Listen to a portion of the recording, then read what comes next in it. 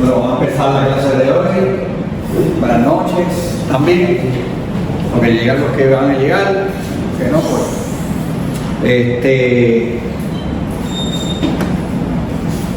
Vamos empezando ahora, no puedo empezando. Buenas noches, buenas noches.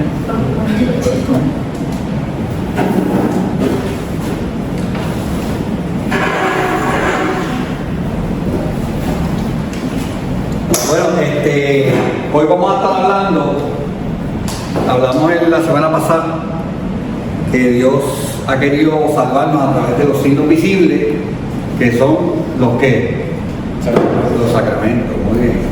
Los sacramentos no son invento humano, son acciones de Cristo confiadas aquí a su iglesia, que realizan lo que significan cada uno. Los bautismos realizan una cosa, la confirmación realiza otra cosa, la Eucaristía realiza otra cosa. Y comenzamos la semana pasada con el bautismo. Y vimos algo claro, ¿verdad? Que el bautismo nos hace profetas, sacerdotes y reyes. No somos somos hechos sacerdotes en Cristo. Entonces debemos entender cuál es el aspecto sacerdotal supremo de la iglesia. Y ese acto es la Eucaristía. Hoy entraremos en el centro de la fe cristiana. No vamos a hablar de algo, ¿verdad?, que es una devoción. No, la Eucaristía no es una devoción, no es algo opcional, no es algo lindo, no. Vamos a hablar del corazón del culto de la Iglesia Católica. Y la Eucaristía tiene tres aspectos, ¿verdad?, que son inseparables. Primero, el acto pascual. El segundo es el acto sacrificial. Y el tercero, el banquete de boda. Esos son los tres aspectos que tiene la misa. Hoy nos enfocamos en el primero, que es el aspecto pascual. Porque si no entendemos la Pascua, no vamos a entender la misa. Y si no entendemos la raíz, pensamos que la misa es simplemente algo que se repite. Pero la misa, como les había dicho anteriormente, ¿verdad?, como la iglesia no nace en Roma, no nace en el siglo IV, no nace en la Edad Media, la misa nace en la Pascua. Y hoy es bien importante que veamos lo que ustedes creen que es esta misa. ¿Qué es esta misa? Si alguien sabe. ¿Qué es?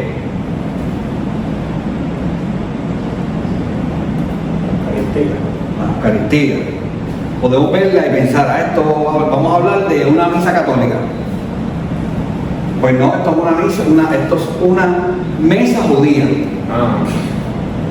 Esta es una mesa de una Pascua judía. Aquí vemos las velas, vemos el cáliz, por supuesto. Ellos tienen 5 copas. Que no voy a traer todas las copas, aquí está aquí de copa. Pero con lo que vamos a hacer esta noche, pues con una yo les puedo explicar todo. Ellos tienen igual una patena, pero ellos tienen 3 panes, ¿verdad? Que ustedes lo han visto por ahí, muy parecido al pan pita, aquí es más finito, es pan sin levadura. Usan 3, no usan 2, no usan 1, usan 3. Y esto es lo que vamos a estar hablando hoy para poder entrar y ver lo que es la misa. Pero usted no la ve y piensa que esto es ¿qué? Un altar, pero no es un altar. Es una mesa litúrgica, a diferencia de ver un altar, es una mesa litúrgica porque los judíos, esto es lo que tienen. Y vamos a ir viendo cada cosa y cómo se ve prefigurada la misa en la Pascua. Y esto es bueno que lo sepan porque yo estoy seguro que la mayoría de los católicos que vienen a misa no entienden lo que vamos a hablar esta noche, no conocen lo que vamos a hablar esta noche. El 97% yo estoy seguro que no conoce lo que vamos a hablar esta noche. Hace muchos años yo escuché a un tipo que dio una charla muy parecida y este tipo me voló la cabeza y yo seguí buscando. Y me invitan a dar este tipo de charlas porque pues me gusta, ¿verdad?, hablar sobre la misa. Y muchos católicos pues no conocen realmente de dónde viene la liturgia. De hecho, la mayoría de la gente no sabe ni qué diantre significa la palabra liturgia. ¿Alguien sabe lo que significa la palabra liturgia? El católico hace una liturgia todos los días y no sabe, mucha gente no sabe, no se preocupe. Es la acción del pueblo. Es lo que hacemos nosotros como pueblo. Es la obra del pueblo. Eso es liturgia. lo que nosotros hacemos cuando venimos a misa, la obra que nosotros hacemos. Por supuesto, viene de antes. ¿Por qué? Porque los judíos celebraban una liturgia.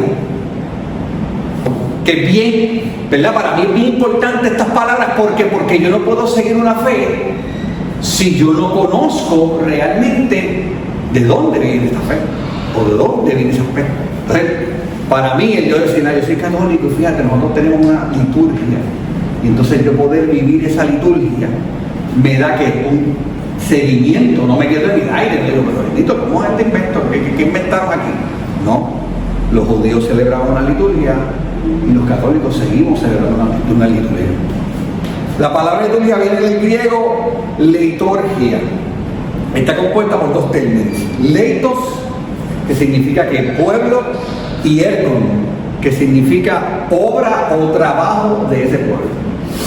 Liturgia, ¿verdad? Significa que lo dije. No significa que espectáculo, no, significa la obra de ese pueblo. Es el pueblo ejerciendo su misión delante de Dios. En la Biblia, el pueblo de Israel no fue liberado de Egipto simplemente para ser libre sin rumbo. Por eso es bien importante la liturgia. Fue liberado ¿para qué? Para servir a Dios, para adorar a Dios. Cuando Moisés se presenta ante el faraón, la petición es clara: deja salir a mi pueblo para que dé ¿qué? Culto. De hecho, cuando tú lees bien el Éxodo, te das cuenta que Moisés no le dice, libre a mi pueblo. Moisés no le pide eso. Lo primero que Moisés le pide es, deja salir a mi pueblo a que haga culto, y volvemos. Pero el faraón no lo quiso. Entonces Israel pasó de trabajar para el faraón, cuando lo liberaron, para trabajar para Dios. Y eso es la liturgia. Pasó de ser de una esclavitud que lo deshumanizaba a un servicio que le daba identidad. No fue liberado por autonomía absoluta, no, sino para una alianza con Dios. Esto es bien importante, ¿verdad? Porque esta alianza que Dios hizo con su pueblo, que se llama la Pascua, dice la palabra que va a ser una alianza que esto se tiene que celebrar eternamente. No es que se acabó un día, no. Esto se tiene que celebrar eternamente. Y ahí ya mismo vamos a cojar cómo coja todo esto con nuestra celebración. La iglesia hereda esta misma vocación. No es primero una organización con estructura que luego adora, no. Es un pueblo convocado por Dios para rendirle culto, y a partir de esa adoración, ese pueblo se organiza. ¿Nosotros qué empezamos a hacer? Empezamos a reunirnos, empezamos a adorar, empezamos a partir el pan, a reunirnos alrededor de la mesa, empezamos a adorar a Dios, y después empezó la iglesia a organizarse, pero lo primero que hacía la iglesia era que adorar a Dios. Eso era lo primero que hacía la iglesia. Por eso la liturgia es culto ordenado, es acción de gracia, es memoria viva, es el modo en que el pueblo de Dios adora a Dios. Y la palabra implica orden, estructura, forma establecida. Por eso la Pascua judía no es como una cena familiar cualquiera. No es como Nochebuena, no es como cumpleaños, no es un aniversario. Es una litúrgica doméstica. Tiene un orden fijo, un guión, una secuencia que se repite exactamente igual desde hace siglos. Por si acaso, si nosotros llevamos 2000 años haciendo la misa, pues los judíos llevan 5000 haciendo su Pascua judía. Eso es bien importante que lo sepamos. Ese orden se llama el ceder. Ceder significa eso mismo, orden. Nada es improvisado, nada se inventa en el momento, nada está ahí por decoración. Todo tiene significado, todo tiene intención, todo tiene un peso teológico cuando se celebra la Pascua. Y aquí, ¿verdad? Esto es bien importante. Si la Pascua es liturgia, Jesús celebró la Pascua, entonces la última cena, ¿qué fue? Una liturgia. ¿Ves? Cuando Jesús celebró la última cena, ¿qué celebró? Una liturgia. Y si la última cena fue una liturgia, la misa no es que una invención posterior. La misa es esa misma liturgia que Cristo celebró. Y ahí está lo bello de esa noche. Y hay cosas que nosotros vamos a hacer ahora que yo les voy a explicar, que ustedes van a decir, mira, que los judíos hacían sin entenderlo, pero nosotros como cristianos podemos entenderlo más allá. Y mientras vamos viendo esto, lo vamos a dar cuenta. La Pascua lleva a la plenitud, por eso es un rito repetible, no es defecto, es fidelidad a un ministerio que no cambia. La repetición en la liturgia no empobrece, sino que profundiza. Tú celebras la misa todos los días y tú puedes decir, esto es repetitivo, pero cuando tú realmente sabes lo que estás haciendo, para ti no es repetitivo, para mí es profundo. Y cuando se hace bien, con amor y con respeto, si el sacerdote lo hace, ¿verdad? Enfocado en lo que está haciendo, pues más tú lo puedes vivir. Si entendemos qué es liturgia, podremos entender entonces ahora qué es la Pascua. Y si entendemos qué es la Pascua, podremos comprender por qué la misa no es un invento, sino la plenitud de una historia que comenzó ¿en qué? En el Éxodo. Si cogemos el libro del Éxodo capítulo 12, nos vamos a dar cuenta, ¿verdad?, cómo comenzó todo esto. Esto que vemos aquí, como les dije allá, no es un altar, que es un altar donde el cura celebra la misa. Eso es un altar. La diferencia de ellos lo que tienen es una mesa pascual, donde se celebran su liturgia. Hasta el día de hoy la celebran igual, por si acaso. Este es un libro de la Pascua judía del año pasado que yo estaba en esta Pascua, hace 2, y yo voy todos los años. ¿En esa sinagoga? No, la Pascua esta fue en 2 parroquias católicas que hacen la Pascua. Ellos celebran, creo que el miércoles, ellos la preparan con todo, cordero y todo, como la Pascua judía. Ya es una tradición que hacemos. Yo he ido a la sinagoga también de aquí a hacer la Pascua, pero estos últimos años he ido a esta, que es bien interesante, súper brutal, una experiencia distinta. Se celebra el miércoles santo. Así que, ¿verdad? Esto parece como un altar, pero no lo es una mesa pascual judía y es exactamente lo que Jesús celebró el Jueves Santo. Lo que vamos a hablar esta noche es lo que Jesús celebró el Jueves Santo, que se celebra hasta el día de hoy. Aquí no hay, ¿verdad? Aquí en la historia vemos el candelabro, vemos la copa, ¿verdad? Que se supone que sean, les dije, 5. El plato, los panes ácimos, el libro, este es el Hagadá. El Hagadá es un libro bien curioso cuando tú hablas con, ¿verdad? Yo he ido a la Tierra Santa y cuando tú hablas con los judíos, tienes amigos judíos, yo tengo amigos judíos y te dicen, no, ustedes son los que tienen los libros mal. Porque los libros de porque el libro de ellos, los libros de los judíos se leen así, se leen al revés. Lo que nosotros sería para atrás para adelante, ellos es normal. Entonces volvemos a lo mismo. ¿Quién está antes? ¿Nosotros o ellos? Ellos. Así que ¿quién estaba mal? Nosotros. No puedes discutir el judío de eso.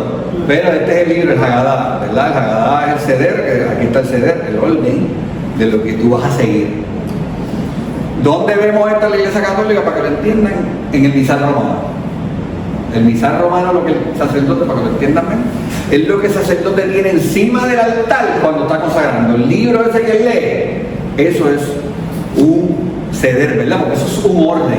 Él no puede venir aquí, hay curas que lo hacen, y yo estaba en misa que cura, que este cura es un atrevido, porque eso no se hace, pero que cambien. No, y esto es igual. De hecho, si el judío se equivoca y lo está haciendo y ya va por la mitad y se dio cuenta que no hizo algo, no hizo mal, ¿sabes qué hacen, verdad? Empiezan de nuevo. Porque esto o se hace bien o no se hace. A mí esas cosas, cuando usted no lo crea, a mí esas cosas me encantan, pero yo siempre lo que pienso es eso, o hacer las cosas bien o no las hago. Me trato yo de una silla y así que vemos lo que les dije, el Hagadá, el candelabro. Hay otras cosas que están aquí, que ya mismo vamos a hablar de eso. De aquí nace la forma, ¿verdad?, de nuestro altar cristiano también. Y aquí nace, ¿verdad? Porque el altar cristiano tenemos más o menos lo mismo. Hay cosas que no tenemos porque ya no se necesitan, ¿verdad? Pero, ¿qué significa cada cosa? Ahora sí entramos, ¿verdad?, en materia. Las velas.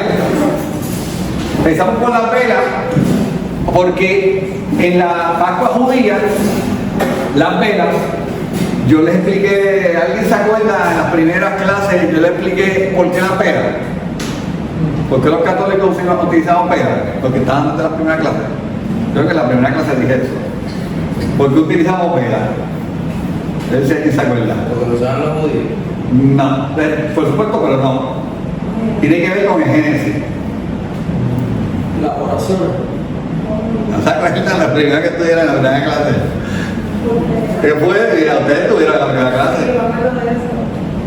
¿Qué fue lo primero que Dios hizo? Separó la luz de las tinieblas. Separó la luz de las tinieblas.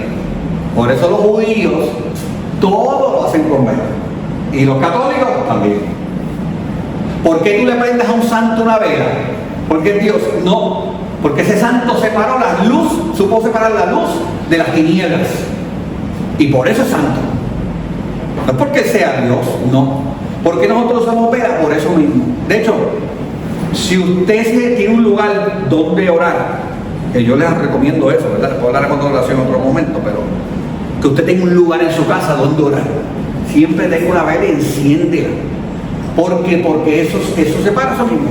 Tú le estás diciendo al demonio, a todo, yo estoy, aquí está la luz de Cristo, aquí está la luz. Porque yo creo en eso. Entonces, ellos lo hacen por ese principio, porque lo primero que hizo Dios fue separar la luz de las tinieblas. Entonces, ¿qué hacen? Prende la vela. Quienes hacen esto son las mujeres. Las mujeres prenden la vela y hacen una oración sobre ella.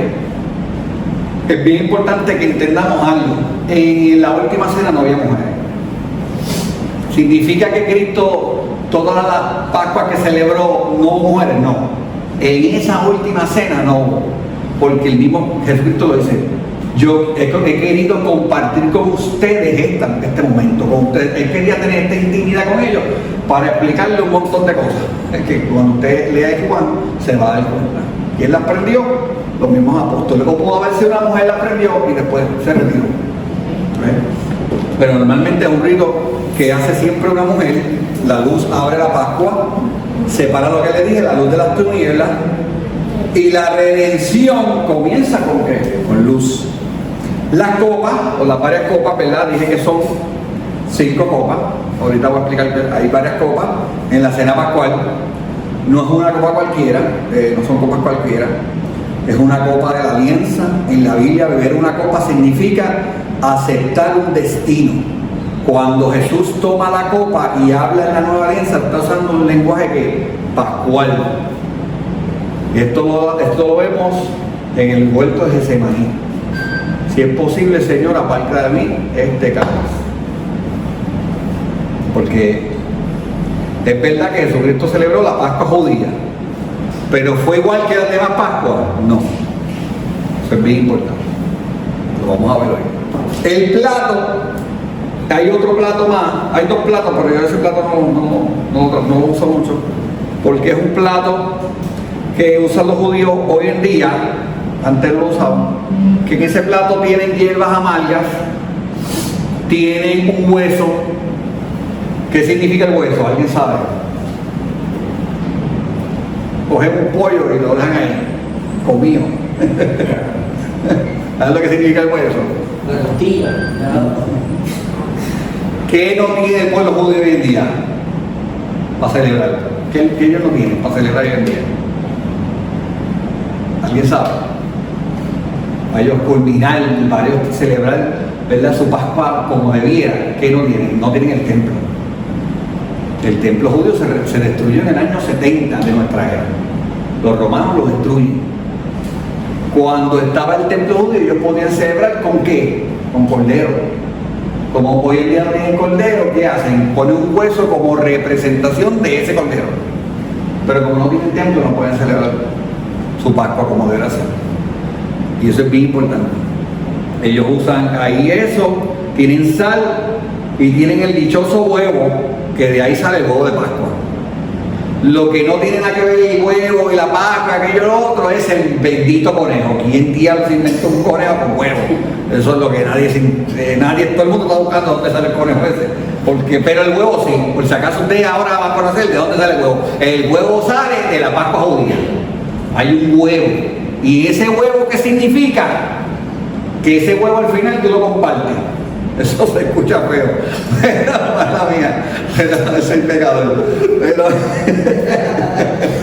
el huevo ese crudo, el huevo hervido, tú lo compartes y es un símbolo de ¿qué? De esperanza.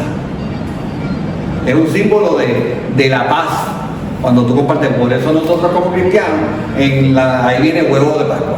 ¿Ves? El huevo de Pascua es eso mismo, un símbolo de paz, un símbolo. Tú se lo das el huevo aquí a una persona que quisiera ofrecerle paz. Es un símbolo que se hace bien bonito. ¿Ves? Signo de continuidad, el huevo es signo de continuidad, de esperanza. La Pascua no se recuerda mentalmente, ¿verdad? No se mastica, es algo que se vive. El paño blanco que cubre los claros, puede ser blanco, gris o crema, indica separación para Dios. Y un mantel, ¿verdad? Que es reservación, que este lugar no es cualquier mesa tampoco. Y ahora pasamos a lo siguiente, ¿verdad? Que es la preparación de esto. ¿Por qué hacemos esto, verdad? Porque llegamos tarde. Porque tú no puedes entender la misa si no entiendes de dónde sale. Y hoy estamos hablando de lo que Cristo celebró en la última cena, que era una cena pascual. Entonces, antes de seguir, ¿verdad? Avanzando con la Pascua, es bien importante que nosotros, los católicos que desconocemos, pero ayuda a entender mejor este contexto de Jesús, cómo vivió y qué celebró, el pueblo judío no celebraba ritos por celebrarlo, tenía gestos concretos de oración. Y uno de ellos es este, ¿verdad? Aquí en este sobre tenemos varias cosas y vamos a entender algunas cosas de la palabra, porque la gente la lee y no entiende.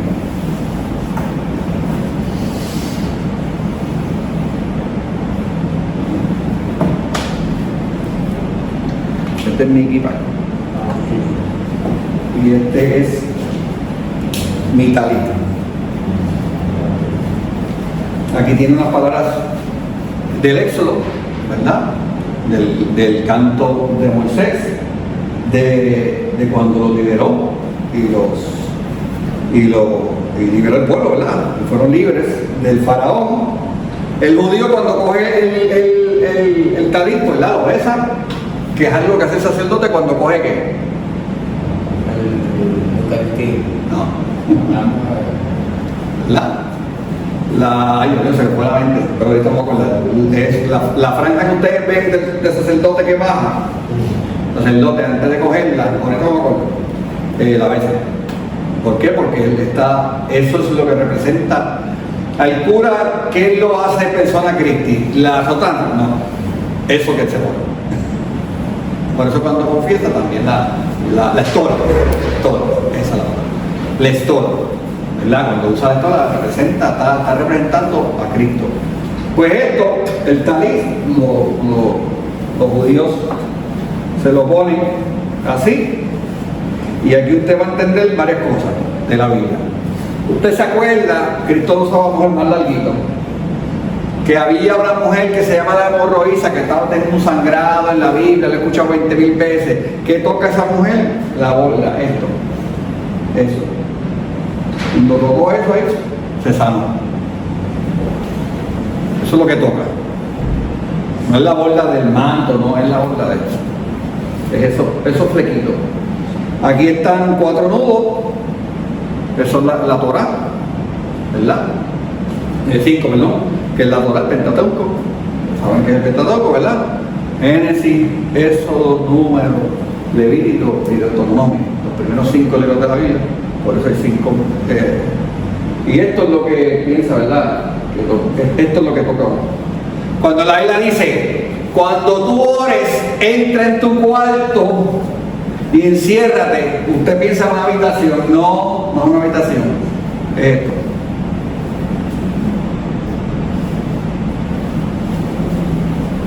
Enciérrate, porque había gente que, ay, gloria a Dios, que usted ve en la iglesia también, eso usted lo ve. Pues enciérrate, que nadie te vea, ora ahí escondido, con Dios, nadie te tiene que estar viendo, nadie te tiene que estar mirando. Y tu Dios que está ahí en lo escondido, Él te va a ver. Y es cosas que uno va viendo y dice, wow, ahora entiendo. ¿Por qué? Porque no todo el mundo era nómada, en aquel tiempo Jesucristo era nómada. Jesucristo pudo haberse quedado en casas y cosas así, pero era nómada. Donde lo cogía la noche, lo cogía. ¿Qué cuarto vas a ver? O la gente que lo seguía. Eran gente de pueblo que eran nómadas, vivían en casetas, en bosques, vivían en la intemperie. No tenían cuarto tenían los que tenían dinero, cosas así. Es bien importante las cositas que uno va entendiendo. El talí es una especie de manto que el judío se coloca sobre los hombros y en el momento de oración más intensa puede cubrir hasta su cabeza, ¿verdad? Esta parte. Cubrir su cabeza. Es un signo de recogimiento y de separación del mundo exterior para entrar ¿en qué? En diálogo con Dios. Y junto al talí está lo que es el kippah. A mí me encanta, ¿verdad?, el significado de esto. Kippah va aquí. Los obispos usan esto también. No es kippah, ahorita va a quedar el nombre, con muchas palabras. Esto es un significado hermoso. Los judíos que son bien devotos, ¿verdad?, se lo ponen por la mañana cuando se levantan para orar.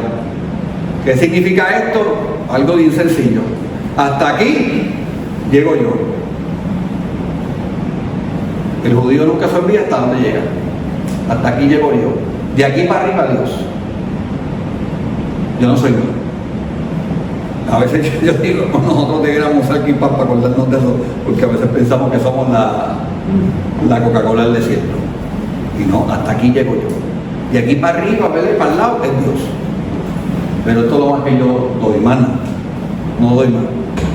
Y es bien importante este significado de ello, es bien bonito porque te centra en lo que tú eres, como yo leo. La pequeña cubierta sobre la cabeza que recuerda que el hombre ora reconociendo la soberanía de Dios sobre él. Cubrirse para orar no es esconderse, ¿verdad? Lo que les digo ahorita es entrar en un espacio sagrado. Aquí viene algo interesante que ya se los dije. Es decir que ellos siempre que utilizan esto es para entrar en contacto con Dios y en sintonía con Dios.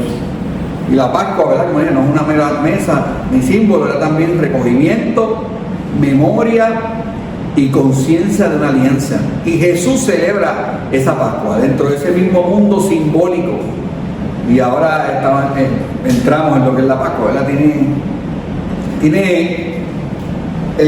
La Pascua tiene 4 puntos, que es el elemento de esta mesa y el bloque de lo que es el Pesaj, ¿verdad? El Pesaj es la Pascua judía. Primero, ¿qué es la Pascua? El origen bíblico y estructura de la alianza. Esto es muy importante. Si entendemos qué es liturgia, que ya hablamos que es liturgia, no sé si estamos cuando hablamos que es liturgia, muchos católicos no conocen qué es liturgia. Que liturgia es la obra, el trabajo del pueblo. Eso significa liturgia, lo que nosotros hacemos, ¿verdad? Decía aquí bien importante que liturgia para el judío empezó a ser, servían antes al faraón, se volvieron esclavos después de Dios, porque querían darle su vida a Dios. Y entonces pues eso es lo que hizo, trabajar para Dios, el trabajo del pueblo, eso es liturgia. Entonces, si entendemos lo que es liturgia, ahora debemos preguntarnos de dónde viene la Pascua. La Pascua no nace como costumbre cultural, no nace como una tradición popular, no, la Pascua es instituida por Dios mismo y su origen está en Éxodo 12. Dios da instrucciones precisas a Moisés y Aarón antes de la salida de Egipto. No es el pueblo quien inventa la celebración, es el mismo Dios quien manda cómo debe hacerse. El mandato en Éxodo 12, Dios ordena primero, el día 10 de Nisan se escoge un cordero sin defecto. El día 10, esto es bien importante, porque ahorita vamos a ver unas cosas que ahí te das cuenta, que es brutal. El día 14 de Nisan, ese cordero se va a sacrificar. ¿Cuántos días de separación hay ahí? Del 10 al 14. 4. Muy bien. Su sangre se va a colocar en los postes de la puerta, en los dinteles. Hay una canción de Juan Luis Guerra que dice algo de los dinteles de... Búsquenla. Los dinteles de esto. Bueno, podrías hacerlo de 2 maneras, o aquí, pero el dintel es de la puerta, el marco de la puerta, es el dintel de la puerta. ¿Qué vas a hacer? Vas a coger la sangre y la vas a marcar. Esa noche, ¿qué se come? pan ácimo y hierbas amargas. Y se celebra como memorial que perpetuo. ¿Qué va a ser qué? Siempre. Aquí nace el Pesaj, es la Pascua. El Pesaj significa que, un paso, significa paso. ¿Qué iba a pasar? Si vamos a la Biblia, el ángel de Dios. Dios manda cuántas plagas. 7, ¿Cuántas? 9, 8. Acerca, pero nada más. 10. Eran 10 plagas. La última plaga, ¿cuál fue? El ángel de Dios que iba a exterminar a los primogénitos de Egipto. Entonces, el paso del Señor por la casa, marcada con sangre, la sangre es señal de que de salvación, la sangre es alianza. Y Dios declara, este día será memorial para ustedes por todas las generaciones. No es opcional, es una institución divina. Y tiene un tiempo sagrado, ¿verdad? La Pascua se celebra, como le dije, el 14 de Nisan. ¿Qué pasa? Y esto no atañe a nosotros. Nosotros los católicos celebramos la Pascua siempre el mismo mes. Viernes Santo, siempre el mismo mes, el mismo día, el mismo año. Siempre el mismo mes, Viernes Santo. Brinca, ¿verdad? A veces en abril, para allá, a veces en marzo, a veces porque ahora viene eso. Israel, a diferencia de nosotros, usaba en aquel tiempo el calendario lunar. Lunar con R. Y nosotros usamos el calendario ¿qué? Solar. Sí, pero el griego romano, pero es solar. El calendario es a través de las fases del sol que gira. Y entonces, por eso Semana Santa, todos los años que cambia. Todo el mundo hoy en día usa el calendario solar, por si acaso. No me queda el método porque se me va a caer. Entonces, todo el mundo hoy en día, hasta los judíos, usan el calendario solar, por si acaso. ¿Para qué utilizan el calendario lunar? Para las fiestas religiosas. Que es lo mismo que hacemos nosotros. Nosotros, los cristianos, utilizamos el calendario solar, pero para las fiestas litúrgicas como la Pascua, utilizamos el calendario lunar. Por eso cae en diferentes fechas. Porque a diferencia la diferencia es, les voy a decir ahora porque, ¿cuál es la diferencia? No es un invento eclesial, es continuidad bíblica. Otro detalle importante, para nosotros el día, ¿cuándo comienza el día? Y eso es un calendario solar, a las 12 de la medianoche. Son un calendario solar. De 12 a 12, el sol da la vuelta y gira y fuma, hasta que llega donde llega, ahí marca las 12. Los judíos celebraban así el lunar, no. ¿Cuándo se acababa el día para los judíos? A las 7. No, cuando se escondía el sol. Punto. Si el sol se escondía a las 6 de la tarde, se acabó el día. Empezamos a hablar. Esto es algo muy importante porque es sencillo. Porque Cristo dice, al tercer día yo voy a resucitar. Y yo como puertorriqueño digo, pero Cristo está mal porque si muere el viernes y el sábado a las 3 de la tarde, ahí hay 24 horas, eso es un día. Y el domingo a las 3 de la tarde son 2 días, y no hay 3 días. ¿Ves? Porque no es así. Eran calendarios lunares. Tan pronto Cristo murió, ya había un día. Porque se acababa ese día a las 6 de la tarde. Empieza a salir el sol, pum, se aguarda el sol del sábado y era el ¿qué? El segundo día. Pum, sale el sol por la mañana del domingo y ya es el tercer día, se acabó. Pum, resucita. ¿Ves? La diferencia es bien importante que uno entienda esto, porque si no entra, ¿verdad? La gente cree por creer, pero yo en un momento dado pregunté eso, pero ¿verdad? Que ¿quién diablo sumó y restó esto? Entonces esto nos da 3 días, porque nosotros somos puertorriqueños. La gente cree que esto no importa a ti, pero yo no, yo soy bien razonable, hasta eso me lo tengo que explicar, pero no. Eso explica que la última cena ocurre un jueves por la noche, pero ya está entrando en ¿qué? El viernes judío. Y sin entender esto, la cronología de la pasión parece confusa con esto, ¿verdad? Todo encaja. La estructura pedagógica del seder. El seder es que el orden que uno lleva en la Pascua. La Pascua no es improvisada, por si acaso, tiene un orden fijo, un seder, así se dice. Igual que la misa, que tiene un orden. tiene guión oficial, que es el Hagadá del Pesaj, que uno lo lee de atrás para adelante, por si acaso. Este Hagadá, yo lo conseguí cuando fue a Israel, y tiene en hebreo y en español. Y tú lees todo el Hagadá, ¿verdad? Es todo lo que ellos hacen en la fiesta de la Pascua, en esta fiesta, que es la fiesta más importante del pueblo judío, por si acaso. Esta es la fiesta más importante del pueblo. Esto lo celebran hasta los judíos que son ateos, pero para pertenecer al grupo, pues lo hacen como quieran, que no crean en Dios, ¿sabes? Porque es una fiesta del pueblo. Y dentro del rito hay algo clave que es bien importante, y aquí empieza este rito. El joven hace una pregunta, ya aprendieron la pena, y el joven, el más joven en la mesa, hace una pregunta. ¿Ustedes quién piensa que en esa mesa de Cristo hizo la pregunta? Ahí está, oye, Juan, porque Juan era el más joven. Juan, ¿qué le preguntó? ¿Por qué esta noche es diferente a las demás noches?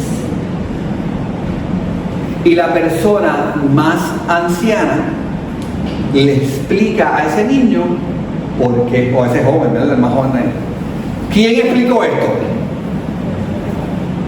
En la cena de Cristo, ¿quién le explicó? No. Ahí te fuiste enfocado. No. No.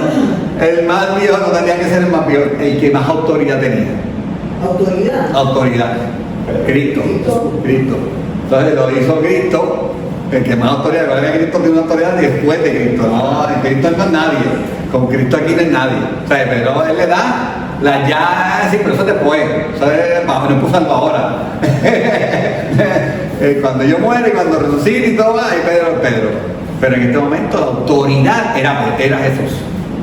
Y Jesús, igual que hoy en día, si tú vas a una Pascua judía, si hay alguien de autoridad, sea un teólogo judío, alguien que está visitando esa casa, la persona mayor le cede el lugar a esta persona de autoridad porque es parte del protocolo, lo dice en el Hagadá, en las explicaciones. Entonces, la persona con más autoridad era Cristo.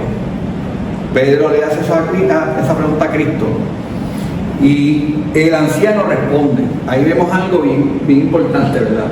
En esto. Él dice, es bien importante esto. Jesús no dice cuando Juan le pregunta ¿por qué es diferente esta noche? Él no dice porque ellos fueron esclavos, no, porque nosotros, hasta el día de hoy el judío sigue diciendo eso, porque nosotros éramos esclavos, ¿verdad? Éramos esclavos en Egipto. La Pascua no solo recuerda, ¿verdad? No es un recuerdo, es algo presente. Éramos esclavos y le empieza a explicar que lo que dice la palabra, le empieza a hablar de la palabra de Dios. ¿Qué le empieza a hablar? Lo que nosotros fuimos, lo que nosotros vivimos, lo que de Egipto, todo el proceso, las plagas, todo lo que Dios hizo para liberar al pueblo y sacarlo de Egipto. Y eso, ¿quién lo hace? El líder, Jesucristo en este caso. Pero es bien importante, ¿por qué?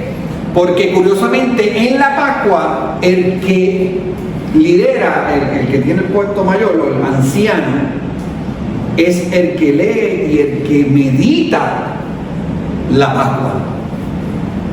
Y yo le dije que anciano en la Iglesia Católica significa ¿qué? Presbítero. Padre Pedro es un ¿qué? Un presbítero. ¿Qué significa presbítero? Anciano. Y hay una similitud bien clara. ¿Quién medita la palabra en la Iglesia Católica? El anciano. ¿Qué es el anciano? El sacerdote, el presbítero. ¿Ven la similitud con la Pascua, entre muchas más que vamos a ir viendo? En el cenáculo Jesús celebraba esta misma estructura. Si seguía la lógica judía, ¿verdad? El más joven que pregunta y el más anciano responde, pero en este caso era Jesús. Lo más probable era Juan, ¿verdad? Que responde Jesús. No solo por la edad, ¿verdad? Porque Jesús no era el mayor, lo más seguro, pero era por la autoridad que tenía Jesús. Él toma el lugar de interpretar la historia. Pero aquí ocurre algo bien importante. Jesús no solo recuerda la liberación de Egipto, Jesús comienza a reinterpretar los signos. No está explicando el pasado, está cumpliendo la historia. Esto es lo diferente, ¿verdad? Porque en la Pascua de Cristo, en la Pascua que celebra Cristo, hay muchas cosas distintas. Y si usted va a Juan, se va a dar cuenta que de los 4 evangelios, 3 hablan de la institución de la Eucaristía. Juan no habla de la institución de la Eucaristía. Juan es el único que no habla de eso. Pero sí habla de todo lo que Cristo les habla a él, que es bastante. Entonces, hay elementos concretos, ¿verdad? En esta Pascua que ya hablamos ahorita, de las velas y todas estas cosas, que ellos hicieron y vivieron. Pero ahora vamos, que les hablé ahorita, ¿qué es el ceder? El ceder es la liturgia de la mesa pascual. Es lo que hacemos en esta mesa pascual. Es el orden. No es una cena libre, no es una comida familiar sin estructura, es una celebración. Dios no solo mandó a salir de Egipto, mandó a cómo recordarlo, por eso se llama orden. Y en este orden hay 15 pasos específicos, bien específicos. No se improvisa, se sigue un guión que es el Haggadah, que eso se lo dije ya. ¿Qué tiene el Haggadah? Tiene oraciones, tiene salmos, bendiciones, preguntas del hijo menor y la narración del Éxodo. Todo eso está aquí. Está la narración de parte de Génesis, porque habla de Abraham, y del Éxodo. Está aquí. Aquí están las instrucciones de cuándo se coge la primera copa, de cuándo se coge la segunda copa, de cuándo se coge la tercera copa, de cuándo se preparan los panes, todo eso. Eso es bien importante. Los 15 pasos, ¿verdad? La primera es la bendición inicial. Lo segundo es la primera copa. Les dije que había ¿cuántas copas? 5. La primera copa es la copa de la bendición. Ay, yo no puse eso ahí, pero no me acuerdo. Lavado, lo tercero, lavado de manos. ¿Verdad? En esta fiesta hay un lavado de manos. Lo cuarto, comer hierbas. Las hierbas amargas nos recuerda lo amargo que fue salir de allá, de Egipto. Lo quinto, lo que habla ahora, la narración. ¿Por qué esta noche es distinta a las otras noches? Y ahí se explica. Después de la narración viene la ¿qué? La segunda copa. Después de la segunda copa, ¿qué viene? Partir el pan sin levadura. Después de partir el pan sin levadura, viene la cena ritual. Y esto es bien importante. Cuando el judío, cuando celebró la Pascua, ¿esta era la única mesa que había? No. El judío, esta es la mesa litúrgica, y el judío tiene la mesa tradicional de comer, de sentarse a comer. Hace años atrás, padre. ¿Ya terminaron la misa o no? No, todavía. Miren, gracias a los que vinieron el domingo pasado a las 11 a hacer los ritos iniciales, ¿ok? Tienen que ahora venir de ahora hasta el último con los padrinos. Ustedes son hermanos. ¿Tienen el mismo padrino o son distintos padrinos? No. El mismo. Okay. Yo necesito tener los nombres escritos de ustedes. Tú los tienes todos. Tú no puedes mandar los textos. El domingo yo estaba ahí pasando trabajo para recordarme los nombres y poner que yo los llamara por su nombre, etc. Yo lo que hice fue hacerme el que no sé. Entonces quedamos que va a hacer un esfuerzo este domingo por llegar a las 11. Sí, no, una excepción porque él trabaja. Y son 4 los que se bautizan, ¿no? Él no vino porque él estaba enfermo, padre. Él me lo explica. ¿También se bautiza? Sí, a mí solo yo decir. Porque yo necesito los nombres con apellidos de los 5. Los nombres de los padrinos de todos. Que hay que llenar una ficha. Esa ficha tú no la tienes. No. Yo voy a buscar la ficha en la oficina y la traigo y la dejo para que la vayan llenando. Es la información que obtenemos cuando nos bauticemos. Pues eso es lo que quería hoy decir. Pero el domingo traten que vengan con su padrino ya escogido, ¿ok? Porque se le llama, él está al lado de ustedes cuando hagamos el rito de la... Son unos ritos que se llaman de exorcismo. porque el hebreo tiene muchas puntas. Entonces, la cena ritual, estaba hablando de la cena. Suponiendo hace años atrás hubo una pelea no, gente diciendo que si la foto de Da Vinci de la cena, esa foto no tiene la copa. Entonces pues quiere decir que el que tenía al lado era a María Magdalena, y entonces el código Da Vinci y todas estas cosas de esas películas que salieron y todo, pues inventaron una historia. Pero es que la foto de Da Vinci, cuando usted ve ese cuadro de la última cena, esa no es la cena, la mesa litúrgica. Esa es la mesa de la comida. Porque hay dos mesas. Está la mesa litúrgica y está la mesa de la comida, donde ahí comemos las hierbas amargas, el cordero, el hummus, que ustedes conocen todo el mundo. El hummus significa, la gente come el hummus y le gusta, pero ¿sabe qué el hummus significa? Los ladrillos que ellos hacían para Egipto cuando eran esclavos. Eso es lo que recuerda el hummus, por si acaso. ¿Por qué? Porque si usted lo ve bien, tiene el color así a cemento, parece colorcito así brown de los ladrillos. Si va a Egipto se va a dar cuenta de ver la pirámide, se va a dar cuenta que tiene ese color, porque ese era como el cemento que ellos hacían, la plata que ellos hacían para hacer las construcciones. Y el hummus recordaba eso. Las hierbas recordaban la amargura de la esclavitud, de pasar todo ese tiempo esclavo. Entonces después viene la tercera copa de la bendición, vuelven aquí la copa, los salmos y la cuarta copa de la consumación. Esto es importante, ¿verdad? No hay que moverse la lista, pero es para que lo sepan. La clave teológica del ceder, en el ceder ocurre algo fundamental. La liberación no se recuerda como algo pasado, se actualiza como presente. El padre de la familia nos dice: Dios liberó a nuestros, él no dice Dios liberó a nuestros antepasados, no. Dios nos sacó de Egipto. Siempre el judío hasta el día de hoy se recuerda a eso, como si lo hubiese vivido. Y eso es la liturgia, es la historia se hace presente siempre. Por eso es bien importante esta conexión de ellos cuando hablan. Jesús no celebró una cena en aquel momento improvisada, celebró este ceder, este orden. Y dentro de ese orden introdujo algo nuevo. Y eso es bien importante, porque dentro de ese orden que existe, Él celebró y Él hizo algo nuevo.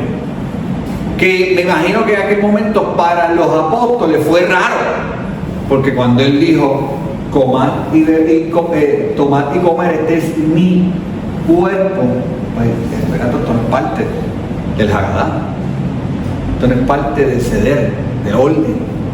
Cuando Él dijo: toman y beban, esta es mi sangre, eso no es parte del ceder, del orden establecido. Para ellos tuvo que haber sido eso raro. El ceder tradicional, como ya les dije, lo primero, las velas. Voy recopilando. Las velas, el niño pregunta, el principal cuenta la historia de por qué salimos y por qué Dios nos liberó y qué fue lo que pasó, ¿verdad? Y entonces, de ahí venimos a lo que es las copas. Esto es algo bien importante.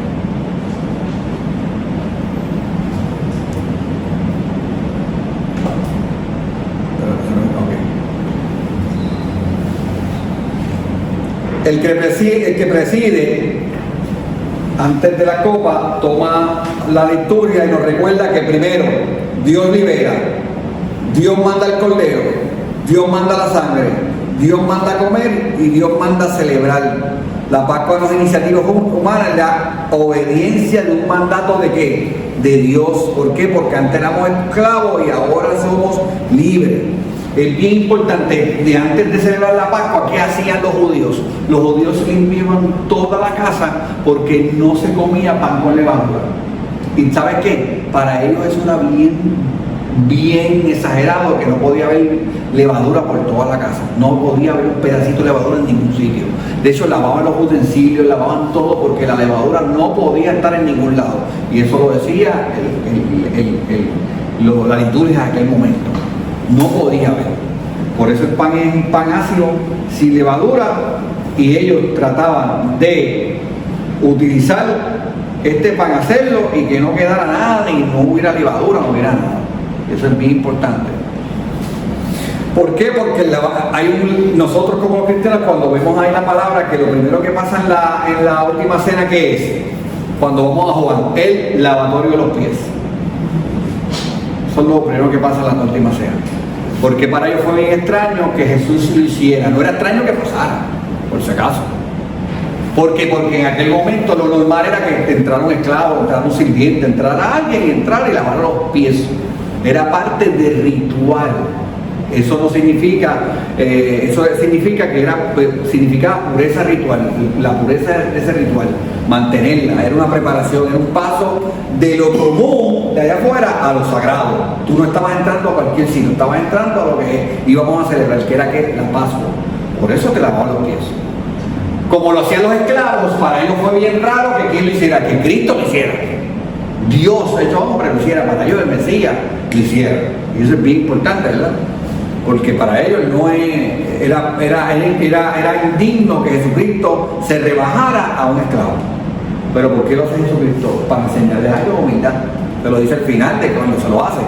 Si yo, siendo su maestro y su señor, hago esto con ustedes, ¿qué es lo que ustedes tienen que hacer? Lo mismo que yo he hecho.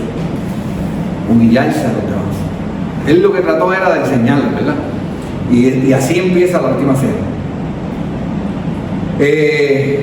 Es bien importante no confundir una cena normal con la cena litúrgica. Y eso es sumamente importante. Vamos a las 4 cosas. El esqueleto del rito pascual. La Pascua no se improvisa, tiene una arquitectura, ¿verdad? Y esta arquitectura está marcada ¿por qué? Por las copas. Aquí hay 2 cosas que marcan bien importante. Estos 3 panes y la copa. Hay otra cosa que marca en la cena pascual, no en el rito, en la cena, es el cordero. Y ahí es donde a uno se le explota la cabeza cuando empieza a entender esto. Porque para ellos el cordero tenía que llegar, yo les dije ahorita, el día que 10 de Nisan, ¿se acuerdan? Coge un cordero, ¿cómo tenía que ser el cordero? ¿Ah? Perfecto, sin mancha, que el cordero fuera saludable, que no fuera un loco. ¿Qué hacía ese momento? Ese día 10 los corderos entraban por la puerta y se iban caminando ¿hacia dónde? Hacia el templo. ¿Dónde entraban? A una área en el templo donde los sacerdotes, ¿qué hacían? Evaluaban esos corderos para ver que realmente eran sanos, eran sin mancha, eran saludables. Y en todo ese proceso que está en Hagadá había un proceso de purificación, de entender que eso que entraba hace 4 días era puro. ¿Qué pasa el día 10 de Nisan? Jesucristo entra a Jerusalén. Nosotros lo conocemos como el Domingo de Ramos. Para que usted entienda, cuando Juan Bautista decía, aquí el Cordero de Dios que quita los pecados del mundo, que hablaba de Jesucristo, ese Cordero cuando entra a Jerusalén, un domingo, el día 10 de Nisan. Cuando entra a Jerusalén, usted entra a coger la Biblia y se va a dar cuenta que todo lo que tiene que ver con esos días que después entra con Jerusalén, tiene que ver con los sacerdotes del templo. Que si perdió Jerusalén, que si le preguntaron de quién es esta moneda, de quién, todo lo que usted va a ver en la palabra es eso. Es los sacerdotes del templo probando a Cristo. Ellos no lo entendían, pero cuando tú vienes a ver la prefijación de qué era esto que ellos celebraban, pues Jesucristo está haciendo lo mismo que hizo que hacían los corderos.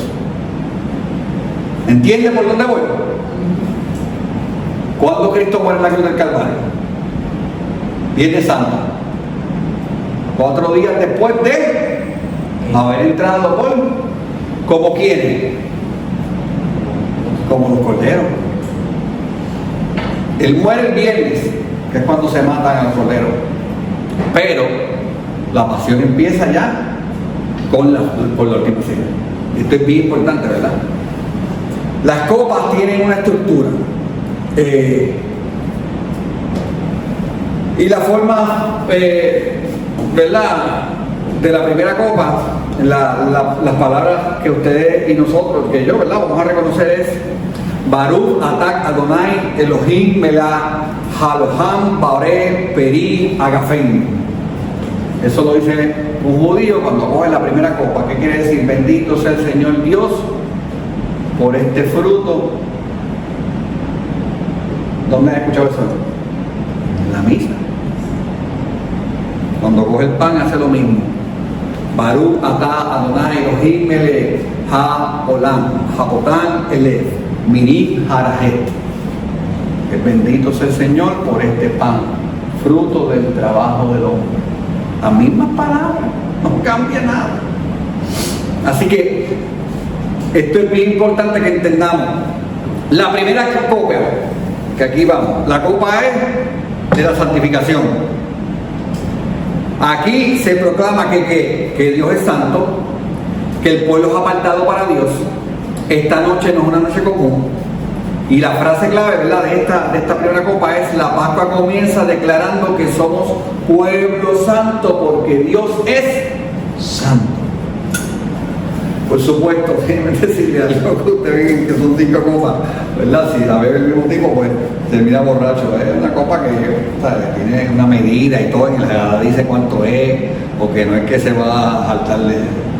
Por supuesto, el judío bebe mucho vino porque en la otra mesa hay vino. La segunda copa, él la bebe, la primera copa la bebió, la segunda está llena, la coge, ¿y qué hace? Esta copa zumba 10 gotas, pum, pum, al piso. Esas 10 gotas recuerdan el qué. ¿Ah? Las 10 plagas, escucha. Las 10 plagas de el faraón que tuvo, ¿verdad? Que Dios le mandó el faraón. Eso recuerda el sufrimiento y todo eso, el juicio sobre la opresión y el poder salvador de Dios. Esa es la segunda copa, que es la copa de las plagas, de la memoria, del juicio, de recordar que Dios nos liberó a través de esas 10 plagas. Que la Pascua recuerda que la liberación tiene un costo y el pecado tiene una consecuencia. Y esto es bien importante, porque Dios le hace a Egipto lo que Egipto le hacía a su pueblo. Ni más ni menos. La tercera copa, esta copa es sumamente importante, es la copa de la redención. Es la copa que celebra que Dios rescata, redime, Dios toma a su pueblo como suyo. En el lenguaje bíblico, ¿verdad?, es una alianza renovada. Aquí la tercera copa es la copa de rescate, la copa que dice: ya no eres esclavo. Porque, y esto es bien importante, ¿cuáles ustedes creen de estas 3 copas que Cristo utilizó para hacer el rito eucarístico? La última, la copa de la redención. Esto es bien importante porque esa copa fue la que él usó. En esta copa, Cristo cambia las palabras. Es bien importante eso. La cuarta copa es la copa de la alabanza, el salmo de Jalel. Después de la rendición se canta se recita salmos como: da gracias al Señor porque es buena, porque es eterna su misericordia, infinita es la misericordia de Dios. Eso se hace en la vigilia pascual. ¿Ves? Ese salmo se canta en la vigilia pascual, porque nosotros hacemos lo mismo. La quinta copa se llena y se reserva, pero nadie se la bebe porque está aquí en la esquinita. ¿Para quién es esa copa? Para Elías. Si usted ve una última cena y Cristo está aquí en el medio, esa cena está mal, porque en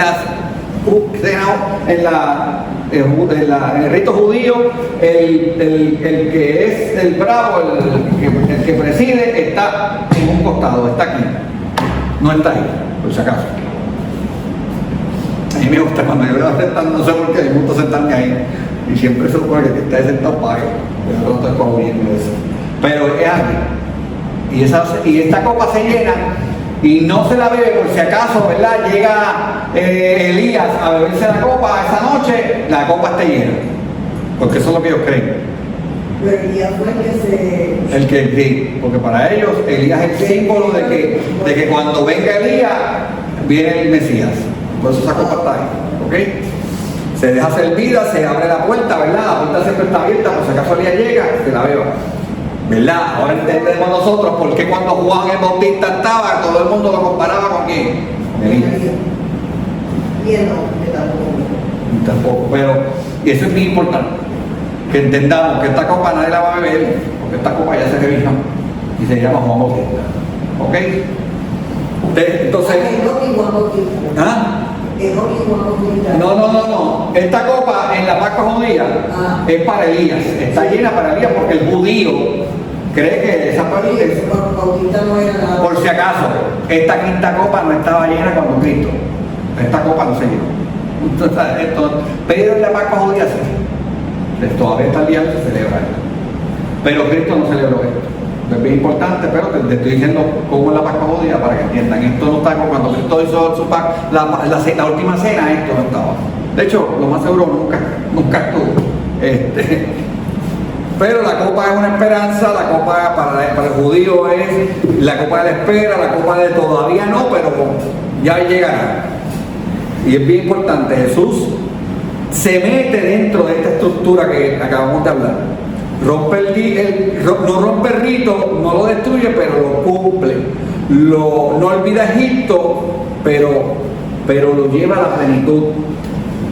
Y entonces ahí está dónde entra Jesús en todo esto, ¿verdad? ¿En cuál copa dice Jesús, verdad? Esta es mi sangre, la sangre de la nueva alianza. Ya lo dijeron. ¿En la copa qué? En la tercera copa, la copa de la rendición. Jesús toma la copa que celebra el rescate y dice, ese rescate soy yo. Y esto es bien importante. Cuando Jesús dice, hacer esto en memoria mía, no está inventando algo nuevo, está tomando el esquema pascual y colocándose en el centro. La Pascua deja de apuntar a Egipto y apunta ¿a dónde? A la cruz. Y esto es bien importante. Cuando se hace la Pascua y se hace el memorial, ellos hacen un tipo de juego, ¿verdad? Que es que cogen el pan del medio. Para el judío, ¿eso representa algo? No. Para el cristiano, ¿qué representa? Si hay 3 panes y yo cojo el del medio, ¿qué representa? ¿Qué representa? ¿Y el del medio qué representa? Jesús, el Hijo. Nombre del Padre, el Hijo. ¿Por qué hacemos eso? Porque la segunda persona de la Santísima Trinidad es el Hijo. Para el judío no representa nada, pero para ¿qué hacen? Lo envuelven en tela y lo esconden. Después los niños lo buscan, este pan vuelve acá. Por supuesto, ese juego no existió con Jesucristo porque no estaban jugando esa noche, pero tuvieron que haber hecho algo parecido. Y este es el pan que Cristo utiliza y rompe y dice, comad, este es mi cuerpo. Curiosamente, para el judío eso no dice nada, pero para nosotros cristianos significa mucho. Que no es cualquier pan que tomaron, que es el segundo el que utiliza, que para nosotros vendría siendo la segunda persona de la Santísima Trinidad, que es el mismo, y ese es el pan que él utiliza, no utiliza los otros dos, para romperlo y dárselo a los discípulos. Ambas cosas, tanto la copa de la rendición como el pan, para el judío es bien raro esto, porque no, eso que hizo, se dan cuenta que no, que esto no cuaja con esto, que esto es algo nuevo, y termina diciendo, haga esto en memorial mío. Memorial es que lo hagan, lo sigan haciendo, y esto es bien importante. Por supuesto, a veces uno piensa, como humanos que somos, porque no estuvimos allí, es el hecho de que ellos vieron esto y a lo mejor se sintieron raros, pero si vamos a Juan 6, nos damos cuenta que a lo mejor no, porque ya en Juan 6 él empieza a explicar qué iba a pasar aquí, y Juan 6 lo explica bien crudo. Y cuando tú lo vienes a leer a Juan 6, ¿verdad? Que se llama el aficomán. El aficomán es el momento en el que Cristo utiliza el segundo pan para partirlo y hacerlo su cuerpo. Ahí vemos la autoridad de Cristo. El aficomán es una estructura judía. En la Pascua hay 3 panes, no 2, no 1, eso es otra cosa. No puede haber 4 panes, no pueden haber 2 panes, no puede haber un pan, tiene que haber 3. Y ellos no cogen el 1 ni cogen el 3, cogen el 2, el del medio. O sea que eso es algo bien importante. Es prefigura de algo que nosotros creemos. Se coloca el uno sobre el otro y ahora viene el gesto, ¿verdad? Que se toma el segundo, se parte y la mitad se vuelve, se vira en la mesa y se reparte a los demás. Se cubre un paño blanco antes y se guarda. Aquí se encuentra, ¿verdad? Para nosotros lo que conmemora Jesucristo, cuando coge ese pan, Él no lo parte, Él no hace esa parte, Él lo que hace ese pan es, este es mi cuerpo. Es bien importante que, curiosamente, este pan que se coge, los demás se dejan libres y se guardan. Para el judío, y mayormente después para el judío cristiano, en aquel primer siglo, ellos decían, envuelto en el sepulcro, escondido, porque se esconde, en la muerte, después es que encontrado en la resurrección y repartido para dar vida. Ese es el significado de los primeros cristianos, les empezaron a dar a ese pan. Y aquí está, ¿verdad? Y aquí está más o menos lo que vendría siendo la Pascua judía. Ahora, esto es bien importante, ¿verdad? Porque entramos en lo que es el Juan 6. Y ya estamos aquí al otro lado. Juan 6 no pone cosas al azar. Juan estructura, mira la secuencia y hace algo bien importante. ¿Y por qué yo les digo esto? Porque aquí vamos a entrar en materia de lo que celebramos como lo que celebran los judíos. Y lo que nosotros creemos que sucedió esa noche, que ahí entramos en lo que es la Eucaristía. Y en Juan 6, curiosamente yo tuve que sentarme en estos días a leerlo de nuevo y a volverlo a leer y decía, wow, de verdad que Cristo, Dios hace las cosas perfectas. Cuando tú lees Juan 6 empieza ¿con qué? Con la multiplicación de los panes y los peces. Después viene que Jesús manda a los discípulos y se los encuentra, y Jesús ¿qué hace? Camina sobre las aguas. Y después de eso empieza a hablar lo que es el escrito, ¿verdad?, de él, que yo soy el pan vivo bajado del cielo. Cuando usted va a la palabra encuentra 2 cosas. Que antes de Cristo decir que pan vivo bajado del cielo, ¿qué hace? Coge los panes y los multiplica. Coge 2 peces y 3 panes, y ¿qué hace? Alimenta 5,000. ¿Qué le está diciendo a los apóstoles? Yo hago con el pan lo que a mí me dé la gana. Mira qué cosa más brutal. Y después ¿qué hace? Camina sobre el agua, y los apóstoles se asustan porque dicen, este hombre, espérate, este tipo es Dios. ¿Qué le está diciendo? Yo hago con mi cuerpo lo que me venga en gana. Y después ¿qué le predica? Yo soy el pan vivo bajado del cielo. ¿Qué le está diciendo? Que él hace con esto lo que le dé la gana. Y ahí usted ve lo que es el Juan 6. Y vamos al texto, porque aquí es bien importante, porque de verdad que a mí me vuelve la cabeza esto. Él habla de esto y no habla en mero simbolismo, sino que habla crudamente. Es uno de, ¿verdad?, mis versículos favoritos, porque Juan 6 habla de, lo tengo escrito aquí de la manera en que quiero leerlo. Aquí está. Ay, Dios mío, se me perdió. No puedo.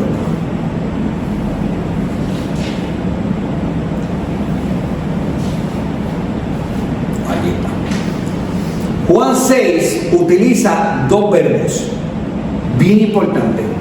Utiliza el primer verbo, que es un verbo griego, porque Juan escribe ¿en qué? En griego. Habla en arameo, pero escribe en griego. Juan escribe en griego. Entonces, el primer verbo que usa Jesucristo es fagen, que significa comer.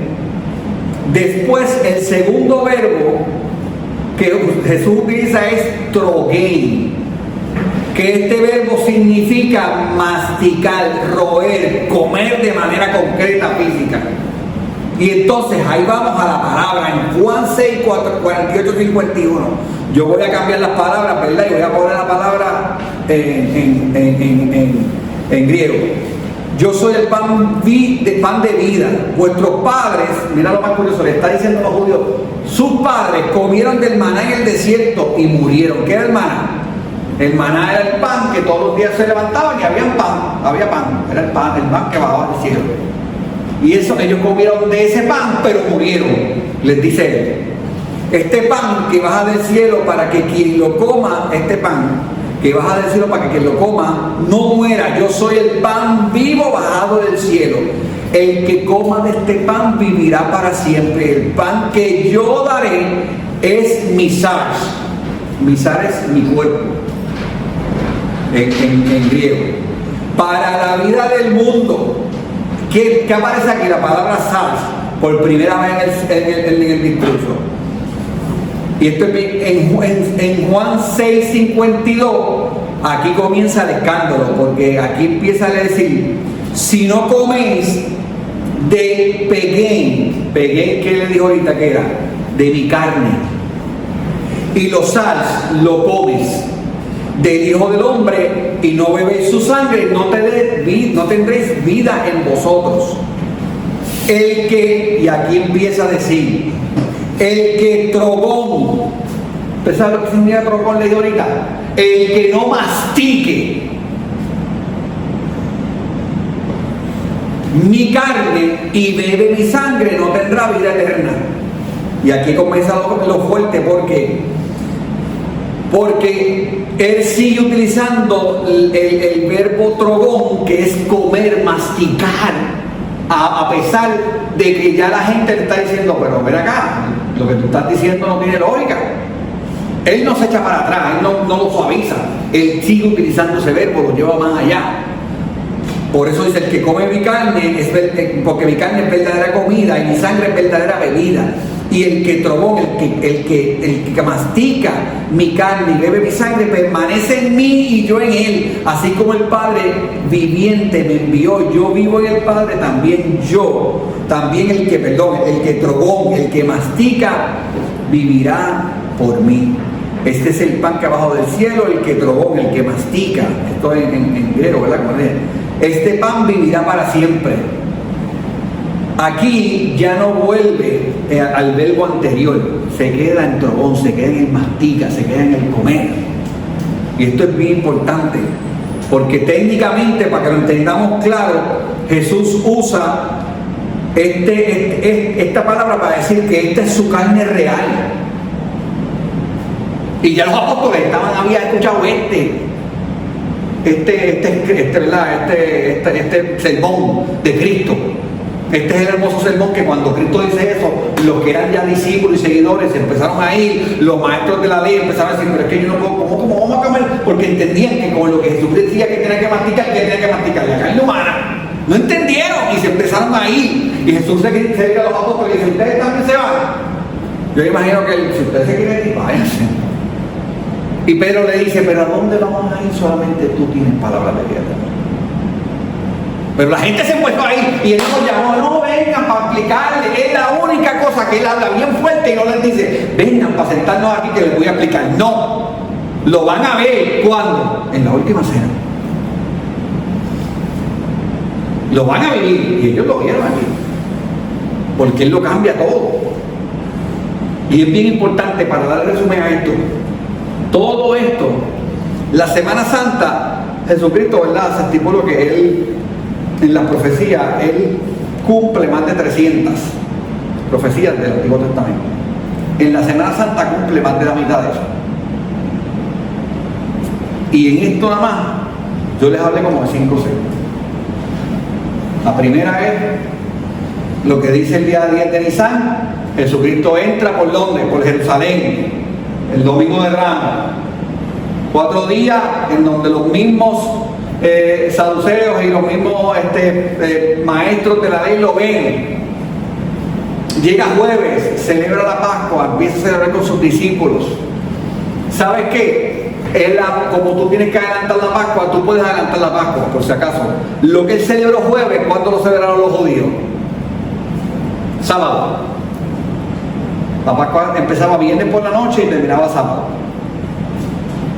Habían 2 años, usted lo puede buscar hasta por inteligencia artificial, del año 30 al año 42 de nuestra era, hubieron 2 años que la Pascua salió sábado, cayó sábado, viernes pasado, y es en el 30 y en el 33 de nuestra era.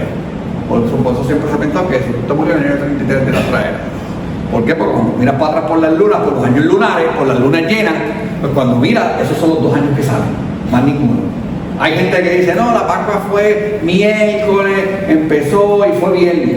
Que Cristo fue por lo mismo, por lo que les digo ahorita, gente, yo creo que son esos sí son, ay Dios mío, testigos de Jehová, algo que ellos creen, o hay algunos que creen como que la Pascua, el Viernes Santo, no fue viernes, fue miércoles que murió. Pero en esos años que estuvo Poncio Pilato, no hay ningún año que cayera miércoles la Pascua, o que cayera jueves la Pascua, no existe. Todos cayeron viernes pasado. Jesucristo, ¿cuándo celebra la Pascua? Jueves. ¿Puedes adelantar la Pascua? Sí, la puedes adelantar. Si tienes algo importante que hacer, puedes adelantar la Pascua. Jesucristo adelanta. ¿Había cordero? No. ¿Por qué? Porque Cristo era el cordero. Cristo le iba a morir. Por eso no había cordero en la mesa. Pero ese cordero que entran a degollarlo, ¿cómo lo trataban el cordero? Lo degollaban, lo abrían y tú sabes cómo lo ponían en una cruceta, crucificaba el cordero, lo dejaban guindado como un lechón, como nosotros hacemos con los lechones, que los dejamos guindados así, en una cruceta el cordero crucificado. ¿Para qué? Para que se secara. Jesucristo se secó en la cruz del Calvario. ¿Sí? Si cuando se iba a morir no le rompieron las rodillas, ¿qué le hicieron? ¡Pum! Le metieron una lanza por aquí. ¿Por qué? Porque tenía que estar seco, igual que el cordero. Es increíble cuando empiezas a estudiar todas estas cosas, que ¡wow! O sea, es todo lo que Jesucristo demostró que era. Por eso la crucifixión fue como fue. ¿Quién dice que ese cordero que entró el domingo de Ramos y es el cordero que es para que esté degollado para la Pascua? Díselo, ¿qué pasa con Jesucristo? Lo mismo. ¿Qué dice Poncio Pilato? Lo mismo que dicen los sacerdotes cuando esos corderos entran y lo evalúan 4 días. Este cordero, yo no veo nada malo en él. ¿Qué hizo Poncio Pilato cuando vio a Jesucristo? No encuentro en él culpa alguna. ¡Pum! La Pascua judía con nuestra Pascua cristiana. Hermano, yo estoy contando esto porque eso es lo que vamos a vivir dentro de una semana. No es un cuento, es una realidad de cómo Jesucristo todo fue de acuerdo a lo que se profetizó, no es antes de él. ¿Quién da eso mismo? Lo mira y él se entrega y es llevado como cordero al matadero, decía Isaías. Y todo eso lo cumplió, y eso es lo que estamos viviendo, hermano. Por eso hoy no le hablé en sí de la misa, hoy le hablé de la Pascua judía para que la semana que viene hablemos de la misa y podamos hablar un poquito más de la misa. Y no hay más nada ahora, por si acaso, de otra, porque yo creo que este tema era bastante para eso, pero es bien importante que sepamos de dónde sale nuestra misa. Sale de esto. Porque la misa cumple lo que se cumple aquí. Y la misa se tiene que celebrar eternamente. Por eso se celebra todos los días, por eso se renueva todos los días.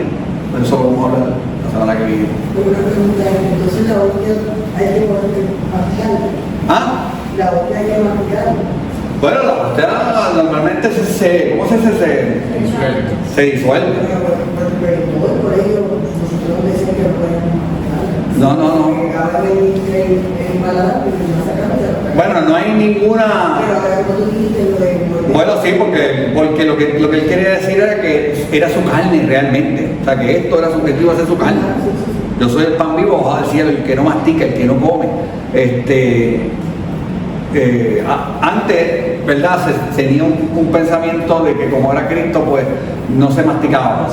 Pero eso no es real, eso no, en ningún libro dice eso, por si acaso. O sea, eso fue como, no puedo decir, ¿verdad? Algo místico, inocencia de, ay Señor, eres tú, ¿entiendes?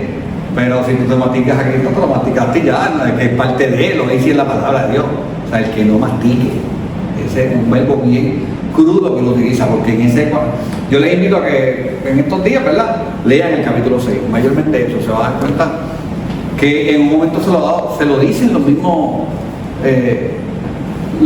judíos, los mismos, ay Dios mío, los maestros de la ley le dicen, pero ven acá, pero ¿qué es lo que tú quieres? Y ahí es que él usa ese verbo, el que no droga, el que no mastica ni carne. Sin fundamento, porque recuerdo Venezuela se utilizaba muchísimos años para madres y masticar la verdad no sé qué fundamento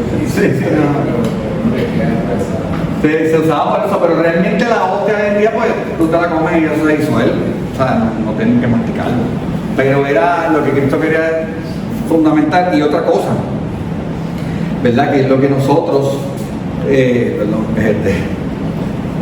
así el pan, tú tienes que masticar esto. Pero yo como lo dije una vez, tenemos que volver al pasado. Este era el pan. ¿Ves? El pan se hizo de esa manera porque es más sencillo, somos más gente, en aquel tiempo éramos menos, pero este es el pan, usted ahorita lo puede sentir, era así. Entonces, esto no se va a disolver en su boca. Sí, pero lo importante es que antes yo decía, como te decía, que tú no lo podías masticar. Mira, ya no puedo ya si me está dando con la gente para hablar. Sí, pero te digo, no es una verdad teológica. O sea, no existe por esto mismo, por lo que te estoy diciendo. Lo coges y chúpalo, y es lo que existía. O sea, por los primeros, te puedo decir que por los primeros 15 siglos, el pan era así, por si acaso. Después que empieza a hacerse lo que por las monjas empiezan a hacer este tipo de pan más finito, sin levadura, mucho más finito. Hay parroquias que compran un pan más grueso. En Santa Alida tienen uno que es más gruesito y tú sientes como que fuera pan y tienes que masticarlo. Pues porque si no hay forma. Esa es parte de, pero realmente litúrgicamente no hay ningún sitio que diga que no puedes masticar aquello. No, era algo más, una devoción que tenían, ¿verdad? Porque por lo mismo lo dejan el sacerdote, lo mastiga, ¿sabes? Es parte de cómo se comunica. ¿Alguna pregunta, alguna duda antes de irnos, antes de acabar? ¿Le queda todo claro? Yo sé que es un poquito largo, pero es interesante cuando uno va viendo la dinámica y va viendo lo que es la Semana Santa, y va viendo lo que es esto, la liturgia del pasado, ¿verdad? De la Pascua judía, y que la misa no se hizo de la nada. Eso es bien importante. La misa no llega, vamos a inventarnos algo. Como vieron al principio, cuando yo le pregunté qué era esto, pues muchos pensaban que era un altar. Un altar, pero es muy parecido. Yo descubrí esta mesa en una revista judía, que miré a ver que estaba mirando, y yo mira esta revista, mira esa altar aquí en esta revista judía. Y un amigo me dijo, no, son una mesa. Y ahí fue donde me empecé a buscar, pero ¿por qué? Porque por yo soy racional, me gusta entender las cosas y me gusta saber que lo que Cristo hizo es lo que seguimos viviendo hoy en día. La misa en su totalidad es pascual, totalmente. Desde el principio hasta la mitad, tiene una parte que viene de la Pascua hasta el lavatorio del sacerdote, esas primeras partes igual. Ya después de ahí, ya no es lo pascual, es lo que Cristo le pone a la misa. Eso es muy importante. ¿Por qué? Porque en la cena pascual usted busca en Haggadah donde dice, este es mi cuerpo, coman. Eso no dice aquí, en ningún lado sale. Esta es mi sangre, sangre de la alianza nueva y eterna que será derramada por todo. Eso no sale. Eso en el Haggadah sí. Por eso la Pascua es hasta la mitad, hasta bendito sea el Señor Dios del universo, hasta ahí. Es la Pascua judía, por si acaso. Después es la Pascua cristiana. O sea, se une a la Pascua de Cristo. no es cristiana, sino de Cristo, que fue lo que hizo Jesucristo diferente. Hay dos copas que se me quedan, que es la copa que son dos copas que Cristo no utiliza, que son dos copas que Cristo utiliza después. La copa de Elías, ¿cuál es? La copa de la cruz del Calvario. Esa es la copa de la salvación, porque Él nos salva. Él demuestra la cruz del Calvario que Él es el Mesías. Elías no salva. Y la copa de la acción de gracia es la copa que Él coge con la rendición en el huerto de Getsemaní. Por eso les dije, Él termina esto, se levanta y va para Getsemaní. Y los apóstoles, ¿qué pasó aquí? Faltan dos copas. Eso no hay más nada copa. Por eso la misa tiene una sola copa. Porque es esta. Esto ya pasó. No lo derrogó, ¿ves? No, ya la Pascua no existe Pascua. Sí existe Pascua. La celebramos todos los días. Lo que existe es la parte que Jesucristo instituyó.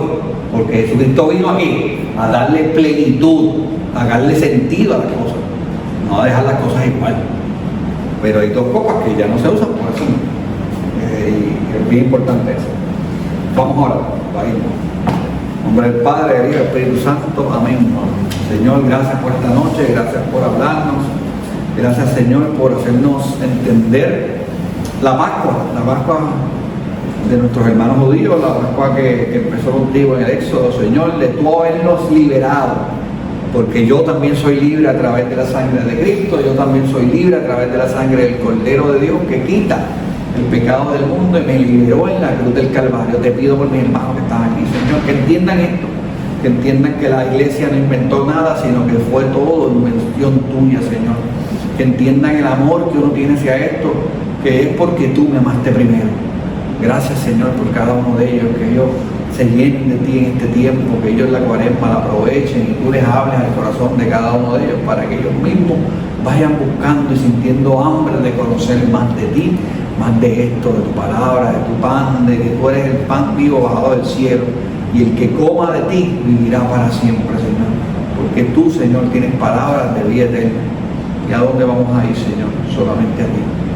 Bendícelos a cada uno de ellos, Señor, que lleguen bien a su casa, que lleguen sanos, que lleguen amados a su casa, sabiendo que tú estás con ellos y que te quedas con ellos en cada momento, en cada instante. Y que todo lo que se han llevado de esta noche sea para su bien y su crecimiento. En el nombre poderoso de Jesús, que vive y reina y es Dios por los siglos de los siglos. Amén. El Padre, el Hijo y el Espíritu Santo. Bueno, pues buenas noches, nos vemos el martes que viene.